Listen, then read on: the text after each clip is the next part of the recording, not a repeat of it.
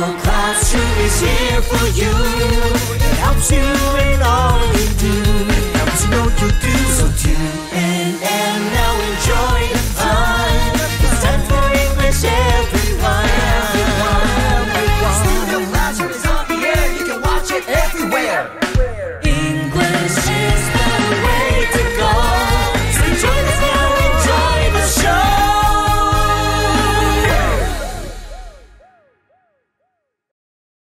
Hello and welcome to Studio Classroom, friends. My name is Anne-Marie. And my name is Gabe. We're very happy that you are joining us for the second day of our lesson about liquid gold. That is groundwater. And of course, today is a great day to learn something new. It certainly is. So let's do that together. Before we get into our lesson today, let's look at some of the things that we learned yesterday. We learned what groundwater is. It's water under the surface of the earth, and it collects when there is a lot of rainfall or snowfall, and it kind of sits under the surface of the earth. And we learned about kind of an unfortunate fact. In 2021, Taiwan experienced its worst drought in 50 years. And actually, the problem hasn't been getting any better. And a lot of people think that this is due to climate change, which is driving typhoons away from the island. That's right. And we do have a lot more to learn about groundwater, why not having enough groundwater is a problem, and what we can do about it today. So let's get into our first reading of the day.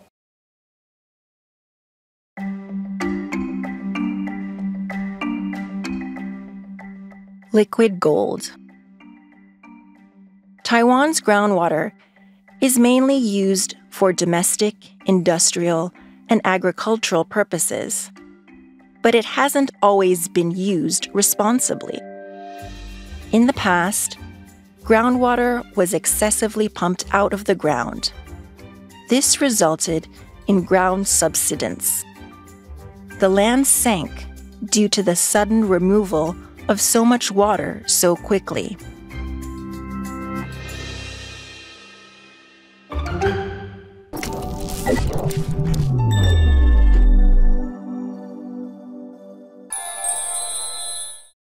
Hello everyone, welcome to Language Lab. I'm Jack. 我们先来看 agricultural 这个形容词，它的意思是农业的。譬如 This country's economy is largely dependent on its agricultural industry. 这个国家的经济大多依赖他们的农业。或者是 The farmers who have been using the new agricultural techniques introduced by the Farmers Association have increased their crop yields. 采用农会引进的新技术的农民，他们的作物产量增加了。再看一个例句。The government has begun a series of policies that are aimed at promoting sustainable agricultural practices. 政府开始一系列的政策，目的在提倡永续农法。All right, thank you, Jack. Let's get into our lesson, friends.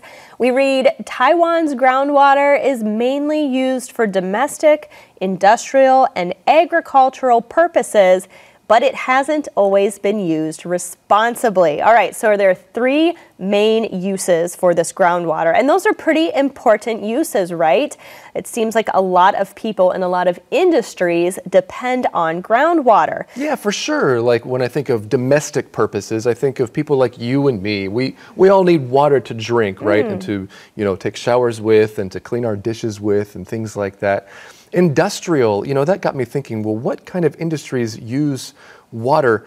A lot, of course, TSMC, or basically the semiconductor industry in general, they use a kind of water called ultra-pure water, which is much cleaner than the water that we even drink. Oh, wow, that's really interesting. Yeah. But it says here in our article that this hasn't always been used responsibly.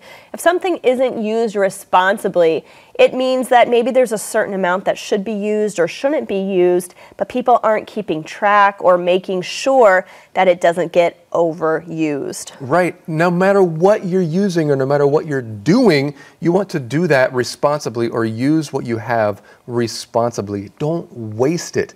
Well, we read on here, in the past, Groundwater was excessively pumped out of the ground. In the past, that's a way that you can refer to the past in general if you don't want to be specific about the time. That's right. And we see the adverb excessively here. That's one of your word bank words this month. Now, excessively, of course, is an adverb, but the adjective form of this word is excessive. And I just want to point out that the noun form of this word is pronounced a little bit differently. Hey, that's right. So you're talking about where the emphasis is on the noun form, right? That's right. Yeah, that's right. So that's excess. So for the other words, the adjective and the adverb, it's excessively, it's on the second syllable, but the emphasis for the noun is on the first syllable. You might have an excess of something, like groundwater. That's right. Well, what happened was this resulted in ground subsidence. Now, subsidence is not a word that we usually see every day. Can you explain that for us, Gabe? Yes, subsidence refers to the idea of something gradually sinking or caving in, especially when it comes to soil or something that has to do with the ground. And this leads to things like sinkholes. That word doesn't appear in your lesson, but this is what happens when there is a sinkhole. This could happen anywhere, right? If the ground below is not very firm or stable, then the surface will also cave in. I believe this happened earlier this year in Taipei near the Nanjing Donglu area. There was a sinkhole right in the middle of the city. I remember that. That was really terrible. We read here the land sank due to the sudden removal of so much water so quickly. All right, so pumping groundwater excessively out of the ground is one way that groundwater has not been used responsibly. We're going to learn about another way it hasn't been used responsibly right after today's Info Cloud.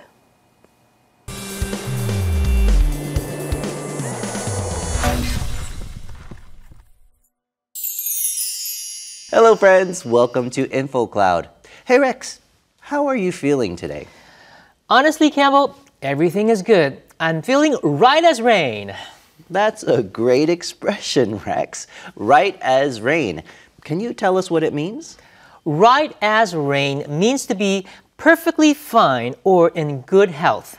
It's often used to describe someone or something that is functioning well or going smoothly. That's right. It's a common expression used to convey the idea of being in an ideal or optimal condition. Can you give some examples? Sure. Let's say you were feeling sick yesterday, but today you feel completely healthy. You could say, I'm feeling right as rain now. So it's about being in a state of perfect well-being. Exactly. It can also be used to describe something that is working perfectly. For instance, if a broken appliance suddenly starts functioning perfectly, you could say, the device is working right as rain. That makes sense. But do you know where the phrase comes from? The origin of the phrase is uncertain, but it is believed to have originated in England, where rain is often seen as a symbol of freshness and renewal. 西方人有一个很特别的用语，形容一样东西或是一个人状况相当良好，那就是 right as rain。字面上是跟下雨一样好，因为天降甘霖可以滋润大地，解决很多民生问题。因此 right as rain 就会用来形容状态非常好。My phone is working right as rain now that I got it fixed. 我把手机拿去修理之后，现在用起来都没什么问题了。Right as rain 也可以用来形容一个人非常健康。例如 I was sick last week, but now I'm right as rain. 上个礼拜我生病了，不过现在我已经完全康复了。这就是今天的 Info Cloud， 我们下次云端见。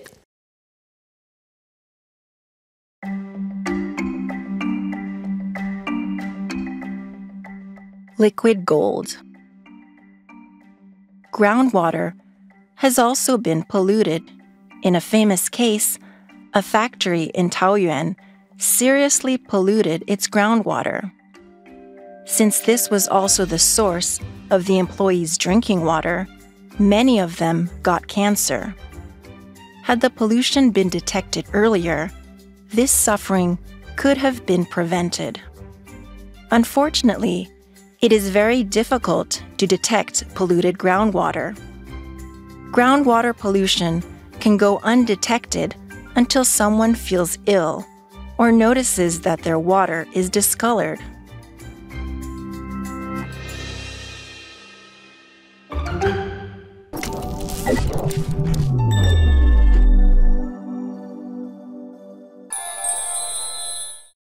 好的，接着我们来看 groundwater 这个名词，它的意思是地下水。譬如 The well in the middle of town provides drinking water to the village by tapping into the groundwater supply. 镇中心的水井开发地下水，为村庄提供饮用水。或者是 The industrial pollution that was found in the groundwater has created a public health crisis.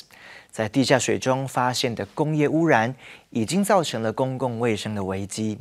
再看一个例句 The agricultural industry relies heavily on groundwater to water the crops. 农业大量地依赖地下水来灌溉农作物。Thank you, Jack. All right, it is time for us to talk about pollution, not a topic we like, right? Groundwater has also been polluted. In a famous case, a factory in Taoyuan seriously polluted its groundwater. Well, we see the word famous here, but I wonder if what our writer meant was infamous.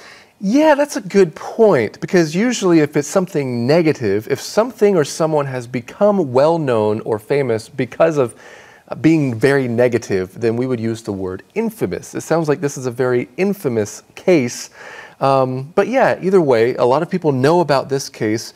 Our lesson doesn't go into the details, but this had to do with the Radio Corps of America, which was stationed here, and it was between the years of 1970 and 1992. And in this case, a factory in Taoyuan seriously polluted its groundwater. And that's what we are talking about here in this section. We read on, since this was also the source of the employees' drinking water, many of them got cancer. If something is the source for something, it means that that is where it comes from.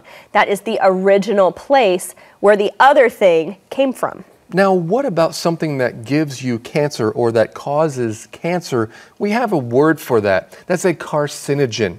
A lot of people believe that tobacco is a carcinogen. There are different things in life that are believed to either directly cause cancer or indirectly lead to cancer, right? And of course, this drinking water caused many of these people to get cancer. It sure did. And we read here, had the pollution been detected earlier, this suffering could have been prevented. So this sounds like it was a real tragedy.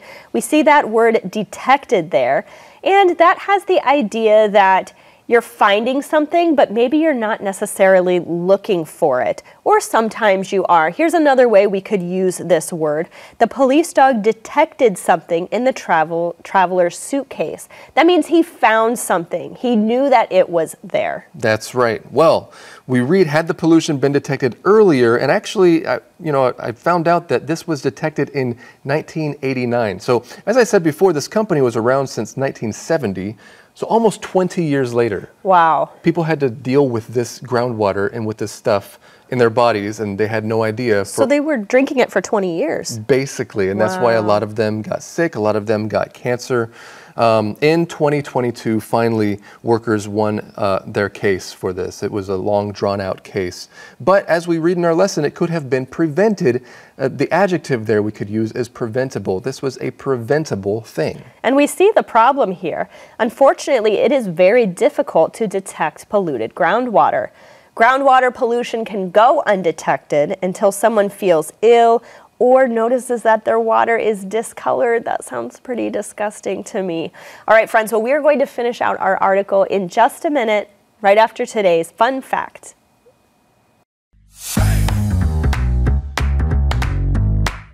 Fix the water in this house. Hello, fact friends. I am Detective Ernest Finder, and I have a very fun and interesting fact for you today. Did you know that Taiwan uses 27 different methods to purify water? It's true. They use a lot of different methods, and many of these methods use filters and special chemicals. But I was surprised to learn that none of the methods involve a gong fu. You would think someone would be able to do that, but I don't know. Anyway, that is today's fun fact. 27 different methods. Got to fix my water pipes now.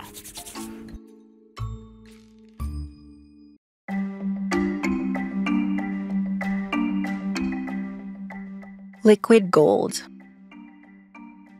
Taiwan's government has invested significant amounts of time and money in cleaning up groundwater. But it's not an easy fight. In this threefold crisis of scarcity, overuse, and pollution, the government must simultaneously address both the quantity and quality of available groundwater. Part of their strategy is to build more monitoring wells, which help keep tabs on the health of groundwater. Hopefully, the government's efforts will bring Taiwan's groundwater woes to a close and help the island manage this resource.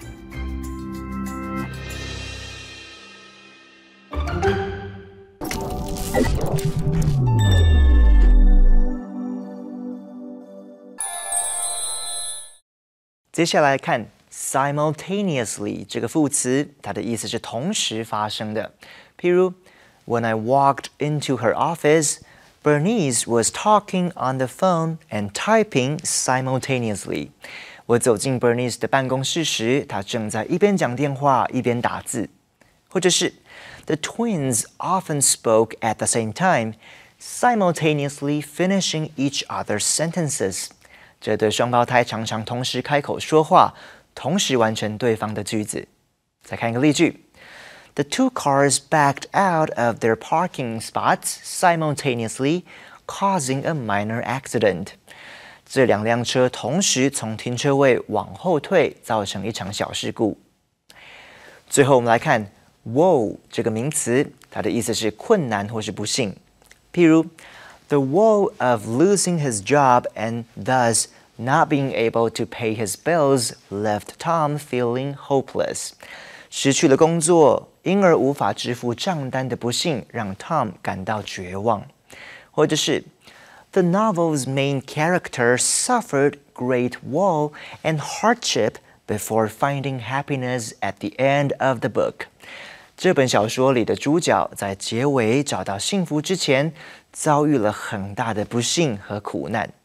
再举一个例句 The basketball team's woes continued when they lost to a team they normally beat.